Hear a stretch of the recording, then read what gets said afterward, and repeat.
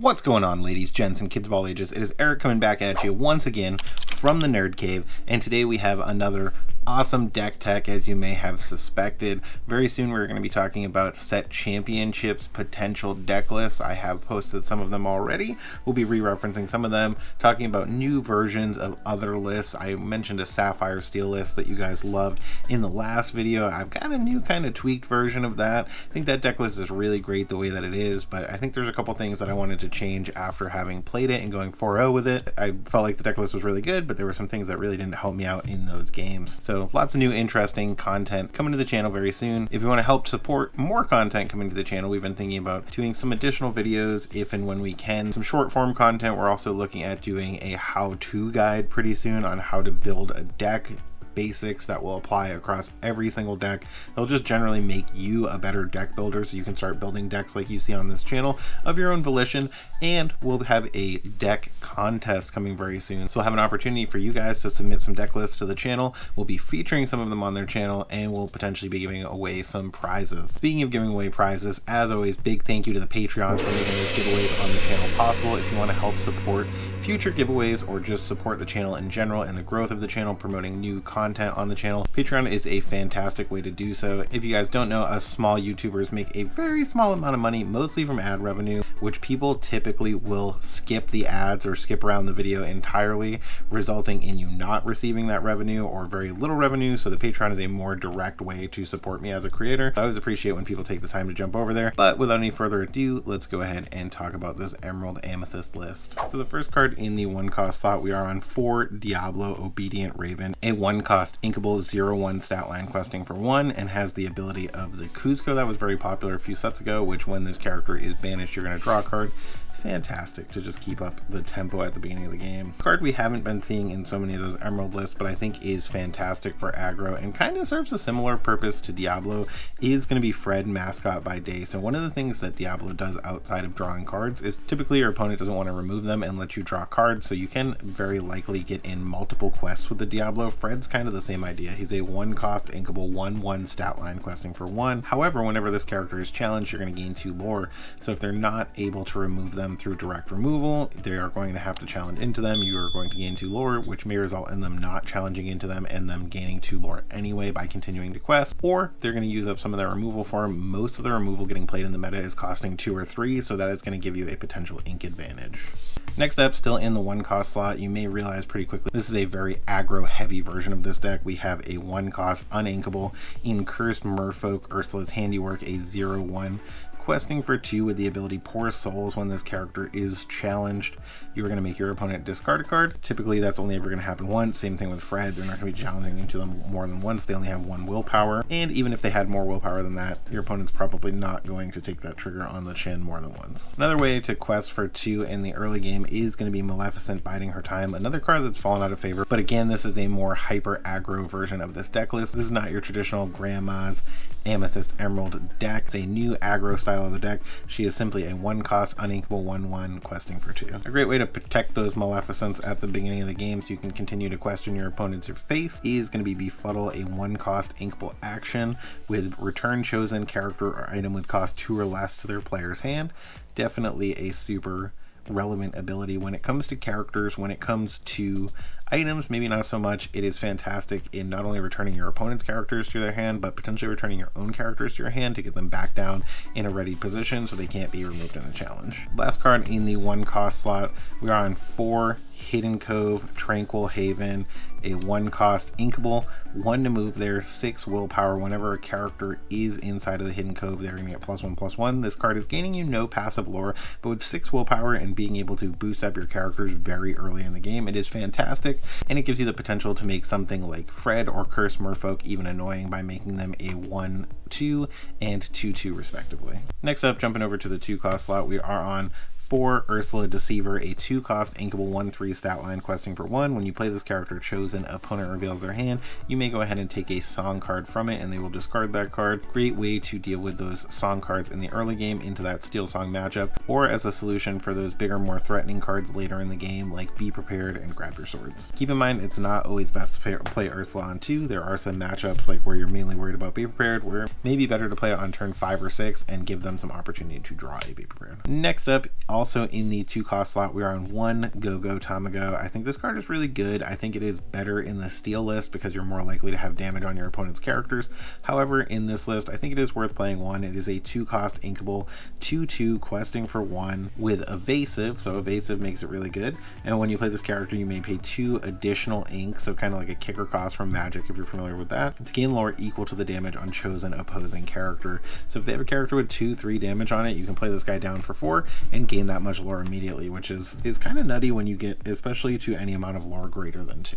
Next up, we are on 4 Madam Mim Snake, a 2 cost inkable 3/3 questing for 1. When you play this character, banish her or return chosen character you control to your hand. So obviously you're not ever going to want to play her immediately to banish her. We don't really have a reanimator type of thing in Disney Lorcana just yet, but it is very likely to keep those 1 costs on the field. Like I mentioned with something like Diablo or Fred, your opponent may not want to remove it right away, which is going to open you up to be able to have a more successful shift line. Which is also really good following a turn 1 Maleficent to be able to get that Maleficent back in your hand and protect it from being challenged. And developing a 3/3, never bad in the early game. There are cards that can answer her like Razul and Smee and stuff like that, but still really good. Next up in the 3 cost slot, we are on 4 Madam Mim Fox, a 3 cost inkable 4/3 stat line questing for 1. Same ability as the snake. When you play her, you're going to have to go ahead and banish her or bounce another character back to your hand, and she has Rush, so she is fantastic to deal with pretty much everything in the early game. She is a great answer to those Daisy decks, which are still threatening the meta, particularly in those hyper aggro lists. They're not seeing play in a ton of the biggest decks in the format right now, but in like the Diggy Diggy Hole and stuff like that, you are seeing people playing Daisy decks, so having a Madam Mim Fox, always good. Next up, we are on 3 Tinkerbell Fast Flyer, a 3 cost inkable 1/3 stat line questing for 2 with evasive. So this is kind of similar to that Minnie Mouse we saw a few sets ago, kind of running rampant for a while, where it is just questing for 2 and it's evasive. It costs 3. Same stat line, but this one is going to be in purple, so if you're not playing Ruby in the deck, you can still get that kind of ability in here. One thing she was really good for in that Ruby Amethyst list, in addition to being able to quest for 2, is being able to potentially sing friends on the other side unimpeded, because if your opponent doesn't have an evasive character, they're still not going to be able to deal with her. Also a great way to keep the lore pressure on. Also in the 3 cost slot, we are on 2 Merlin Crab, a 3 cost inkable 3/3 stat line questing for 1. When you play this character and when he leaves play, chosen character gains Challenger +3 this turn, so you can give any of your characters Challenger +3. One of the best play lines with Merlin Crab is into locations, so you can pump up those characters, deal with their locations, or pump up some of your really weak early game characters to deal with a character when your opponent may not anticipate it. Also, after doing something like that with a Crab, going into the following turn, you can quest in with Crab, play a Fox, bounce the Crab to your hand, and then he gets that leaves play trigger, making your Fox challenge for 7. Speaking of friends on the other side, we are on 3 of them. Didn't go to 4. I needed room in the deck for other things, and we've got some other potential options to draw cards. It didn't feel necessary to have 4 friends on the other side in the deck, so we went with 3. It is a 3 cost inkable action song, draw 2 cards. Like I mentioned, great to sing with those Tinkerbell Fast Flyers, as well as really any of those cards in the 3 cost slot, because most of them are going to be questing for 1. Next up in the 3 cost slot, we are on 4 The Library, a card we saw absolutely put in work in the Disney Lorcana North American Continentals, with Edmund Chu sealing the victory by getting 3 libraries established on the board. We saw just how good this card can be, and why I've been advocating for this card to be played over Queen's Castle during this meta. I do think it is potentially better than Queen's Castle. It has an additional willpower, and its a draw ability can be used more on demand. It is a 3 cost inkable 1 to move in, 8 willpower, which is crazy. We've seen 7 willpower be a little bit easier to deal with, so having 8 really can make the difference in some situations. And whenever a character is banished while here, you may draw cards. So when you're looking at something like the Queen's Castle, where your characters have to be there at the beginning of your turn, you're giving your opponent an entire turn to deal with it. Whereas the library, you could potentially play, move characters in right away, and then challenge or quest in the case of something like a Chernobog's Followers. Obviously not something we're playing in this deck, but something like a Chernobog's Followers could quest and banish itself in real time, or if you have characters that can move into here and challenge and get banished, they can also potentially be drawing you some cards. So the library can get you card draw right away, whereas the Queen's Castle, it's not as guaranteed. So definitely hot on this card, and the 1 passive lore every turn certainly doesn't hurt. Like I mentioned, it also costs 1 less. Next up in the 4 cost slot, we are on 3 Merlin Goat, a 4-cost inkable 4/3 stat line, questing for 1. When you play this character and when he leaves play, gain 1 lore. I think there's definitely an argument for playing 4 goats. I've seen people also play things like the White Rose to be able to just even have more copies of goat in a way in their deck, but I don't think that is super necessary. If you're drawing a lot of cards, you don't need 3 or 4 goats in your hand. You need a goat a lot of times, so having 3 goats in the deck I'm perfectly comfortable with. A card I do want to have 4 of in the deck is Genie Wish Fulfilled. I know we saw Edmund Chu at the finals, not on this card at all in his Ruby Amethyst list. I think that was honestly a good choice into a Ruby Sapphire meta because a lot of people are playing Brawl. Brawl is an insane value against something like Genie because you're only drawing 1 card. So in a lot of instances you are better off with something like a Rabbit. However, when we're talking about an aggro deck like this one where you really have to keep that questing pressure on, having a Genie instead can make all the difference. Being able to quest for 2. He's a 4-cost 2/4 stat line, questing for 2 with evasive, so going to make it difficult for your opponent to deal with unless they have that direct removal. And when you play this character, you're going to be able to draw a card. Next up in the 5-cost slot, we are on 2 Elsa the Fifth Spirit, a 5-cost inkable 2/5 stat line with Rush, which is really good, coming down and immediately being able to challenge. It does also have evasive, so it's going to be able to challenge those evasive targets. This card single-handedly made Diablo worth less money, which is kind of crazy. And when you play this character, exert chosen opposing character. Even if you have an opposing character you don't have exerted already, or a character your opponent just played, that's where Elsa's really going to shine. Especially if you can get into cycling her with something like Snake, you can really kind of lock down your opponent in those later turns of the game, make it very difficult for them to get any value out of their characters.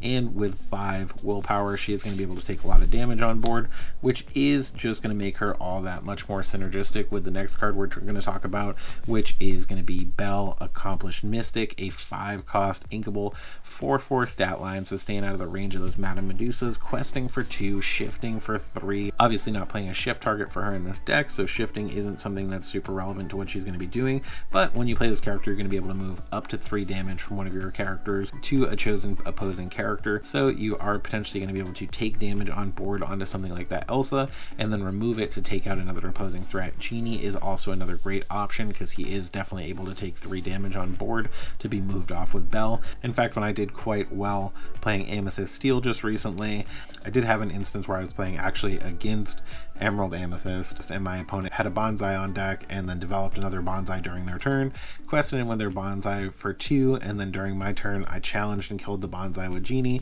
played a Belle, moved the 3 damage from my Genie to their other Bonsai, and they had no Bonsais. The only thing on board was an Ursula. I just absolutely dominated that game from that point forward.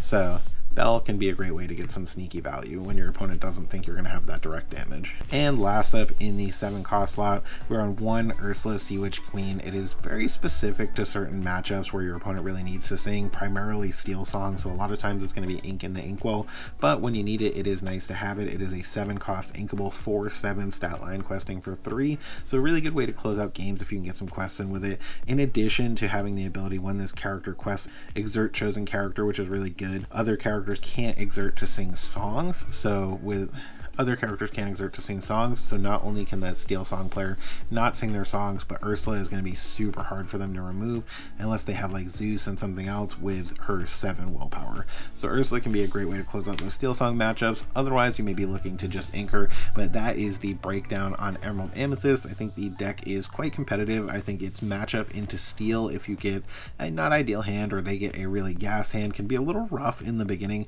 but if you play it correctly and you're able to Ursula bounce over and over again, you can definitely just snipe out all their songs and then they can't do anything to you. So that is the potential play line I would go for. Kind of the same thing into Sapphire Ruby. You want to start by taking away their How Far I'll Goes to prevent them from ramping, and then going ahead and taking away their Be Prepared to prevent them from blowing up your board, and you should be able to win those games. What do you guys think? Do you think this is the best possible list? Do you think there are other things I could have played instead? It's super tight on an Inkables with only 12 in the entire deck list. Do you think I should have played more? Is there a card that you think I just totally overlooked, or something that you absolutely wouldn't play that I chose to play? Always love to hear your thoughts in the comments below. Remember to like and subscribe if you feel so inclined. It helps us with growing the channel and we appreciate it a ton. And when you see those toys, video games, and big old Ursula Sea Witch Queens off in the distance, remember, it's not a mirage. You guys have a great day.